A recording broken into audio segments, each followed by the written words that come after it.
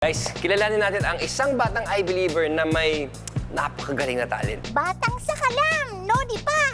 Mikmik, Kuya Chris, itong batang ipapakilala namin, sakalam na, kaya Lodi ng marami pagdating sa kantahan.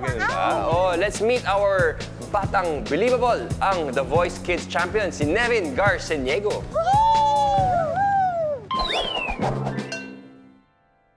Nevin Adam Garceniego, 11 years old, at The Voice Kids Grand Champion. 19 months old pa lang daw siya ay mahilig na kumanta si Nevin. Kaya naman kahit saan magpunta, parang namamagnet sa mic. Parang pinaglalaruan ko ata lang po yung mic niya. Pero parang gusto, sa utak ko po, gustong-gusto ko na pong kumanta din.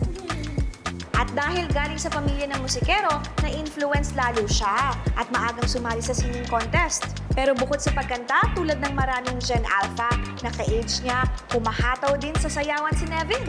Nahihilig din siya sa outdoor activities and sports tulad ng biking. Kaya naman, laking gulat niya nang sa kanyang TV guesting ay niregaluhan siya ng bisikleta ni Kuya Kim na agad-agad niyang sinubukan. Salamat sa kanyang regalo, ngayon, na-enjoy niyang mag-biking sa lugar nila. At mukhang gumagaling na siya dahil patayo na kung magpaandar. At kaya pa niyang mag-bike ng hands-free at kumakaway-kaway. From singing to biking, nakakabilib ka, Nevin! Ano man ang gusto mong gawin, isa kang Batang believable!